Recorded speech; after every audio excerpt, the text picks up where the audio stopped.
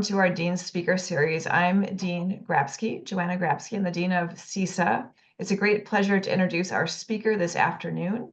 We have with us U.S. Army member and CISA alumnus, Captain Nolan French, who graduated from ASU with dual degrees in Applied Biological Sciences and Computer Information Systems in 2020.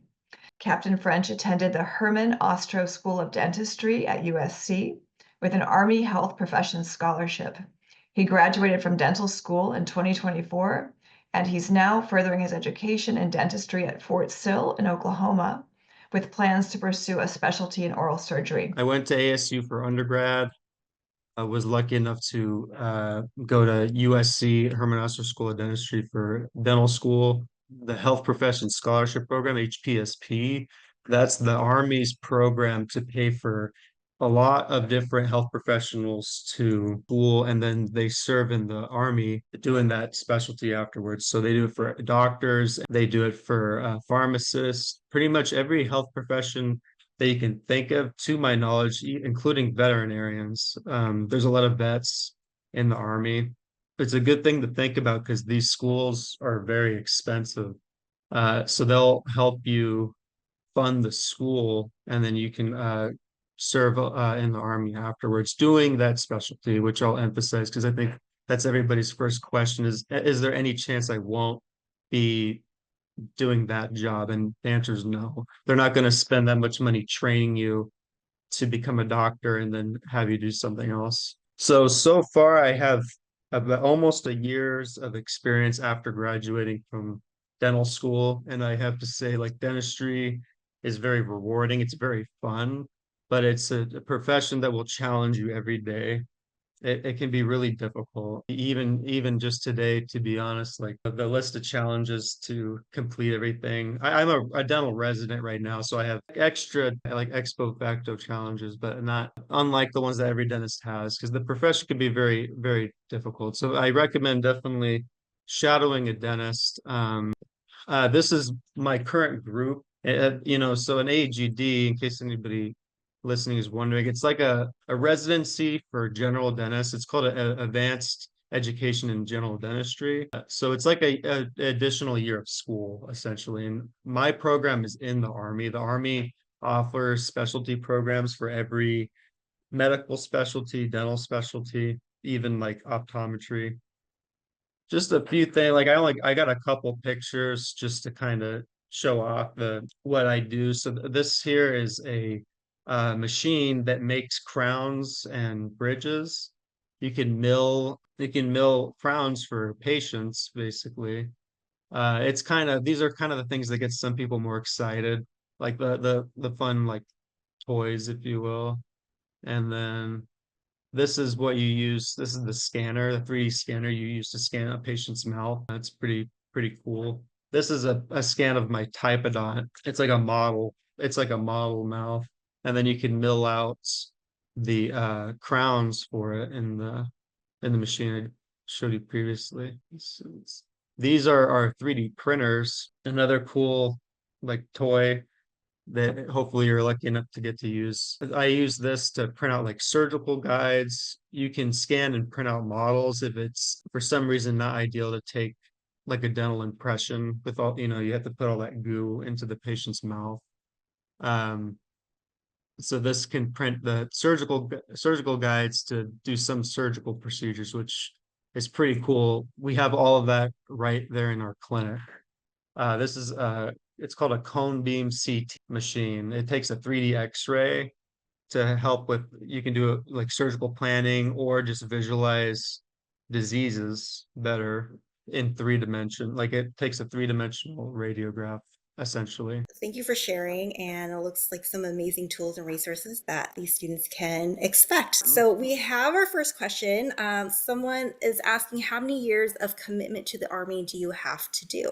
Yeah, so every person who does the program, that the HPSP program, it's a year for a year typically. So I went to dental school for 4 years, and they paid for it. They paid for all 4 years. So I owe them 4 years of service, essentially. There are dentists who went, they did go to school for 4 years, but they only the Army only paid for 3 years. So they only owe 3 years of service to the Army. Navy and Air Force, they both have their own version. It's the same scholarship, but instead of serving in the Army, of course, you'd be in the Navy or the Air Force. So if you're thinking about doing this program, the branch that you try to join, you might want to look at the locations of some of the bases and see what like the options are. So talking about the HPSP, it sounds like that has prompted, it looks like it's prompted a lot more questions.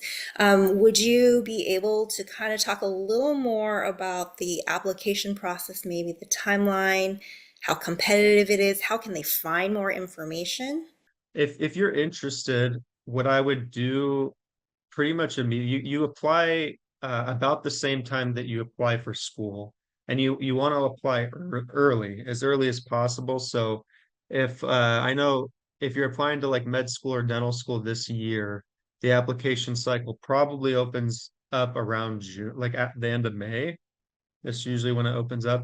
I would call a recruiter for the branch that you are trying to join. And they have special recruiters just for the HPSP. So you can call a recruiter and they ask them if they're not the HPSP recruiter, they can get you in touch with them. You can look up online and try to find one directly and just call them. So let's say you're trying to join the Army, you want to find an Army recruiter, and then they'll tell you everything you need to do to join. The application is not really more work, but like you have to do the MEPS, which is like they check to make sure that you can't have like any medical problems, severe medical problems that aren't treatable, and join the military, things like that. And then they ask for just about as much things as my dental school application. They ask for letters of rec. They ask for my grades, my DAT score. They'll ask for your MCAT score if you're medical, or your OAT if you're optometry. They're all pretty equal in terms of like finances, but choosing a branch, I think, can be as hard as choosing a dental school if you want it to be. For me, it was real simple. Like I just wanted somebody to pay for my school, and I picked the first one. The Army was the early bird that I guess got the worm. But if you really want to apply for a specific branch, maybe you had a parent who served in the Navy or something. I wouldn't even apply to the other two. I would just apply to that one and focus all your energy into it. The Army's a lot bigger. There's a lot more soldiers in the Army than the other bases. So I if you're playing a numbers game, I would say the Army, they have more spots technically than the other two branches. The other two branches are, I would say, the Navy and the Air Force are probably harder to get into. Getting admitted into dental school or having the best application. So someone had asked, what extracurricular activities would you recommend that might strengthen their application? You want to pick something that's somewhat related to the program that you're applying to. However, it's proven to me that any extracurricular activity will suffice. Like as long as you have some sort of experience doing something. Like for example, like if you want to become a dentist, you don't have to work in a dental office or shadow a dentist per se. You can shadow any other medical profession and then justify that inspired you to be a dentist all the same.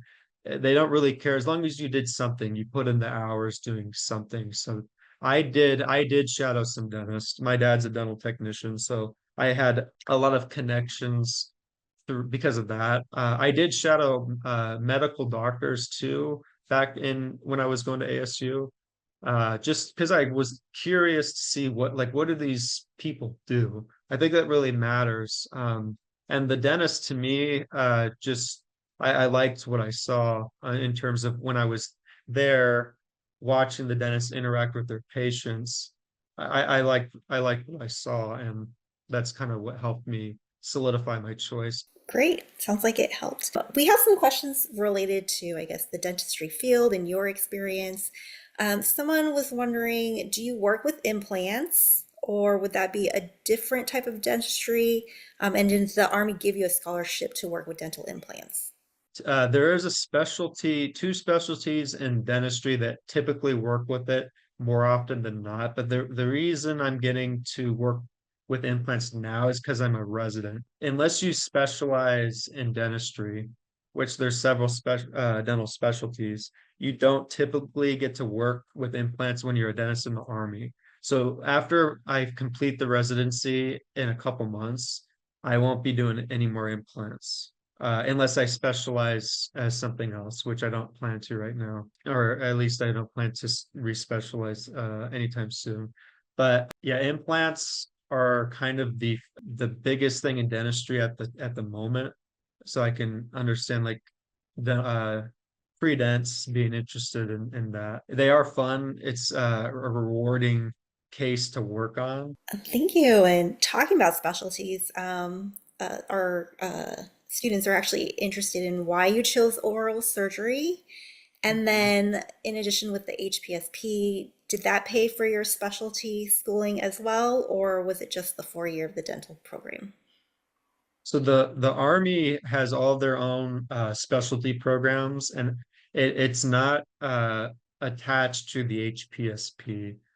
Be clear, I'm not an oral surgery resident right now. I do hope I can get in. So the Army has several oral surgery programs, and they're all through the Army itself. Oral surgery, whoever brought up implants, just so you know, they do more implants typically. And why oral surgery? I would say, they do basically everything surgical. They don't do a filling, they don't do a crown. They pull teeth. As a AEGD resident, I get to do a lot of I get to explore all the specialties basically. Like I'm doing basically work in every dental specialty that most dentists probably wouldn't do because it's a little outside of the scope of a general dentist. There's a lot, and they're all pretty cool in their own way. But I would probably recommend not to focus as much on the specialties as much as just getting into, if you're trying to become a dentist, just trying to see what a dentist does. Because I think going to dental school might change the way you feel about it, because you'll see it in a way that you haven't or understand it.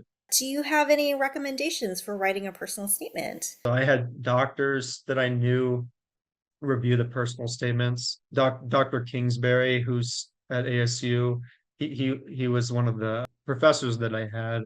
I had him because he, to my understanding, used to be on a board for an application process for med school. They are looking for certain things. Each school looks for something different. You can almost write a different personal statement for each individual school, which I don't recommend because that would be a lot of work. But because each school kind of looks for different things. So I would research the school that you want to get into the most.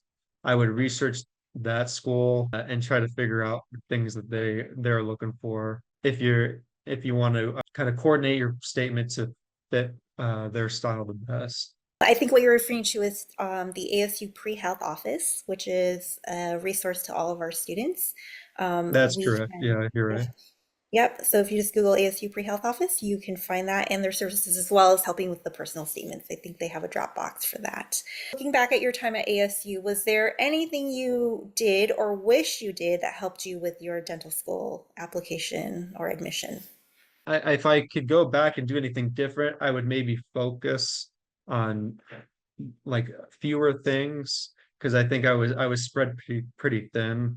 I was if I could go back, I'd probably choose fewer things and give more of my heart to each of those things. There were questions about the HPSP and then the Army, so I want to make sure we hit on some of that.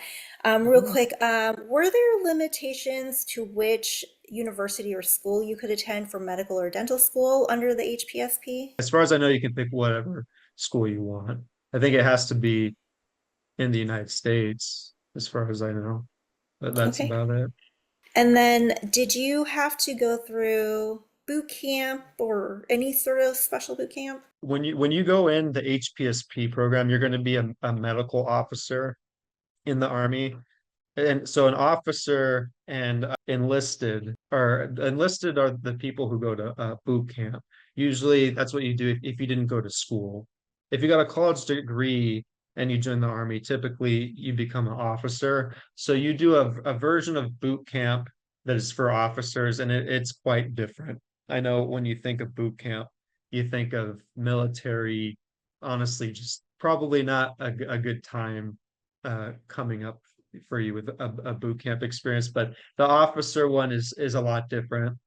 They're mostly focused on training you. Basically, they have a lot of information they want you to know when they send you to training. So you're in a classroom the whole time. But there is like a physical, like a fitness test that you'll take. We're very happy for you all to join us. And we look forward to seeing some of you at some of our other programs and hope that you have been able to get what you needed today. Thank you, and we'll see you next time.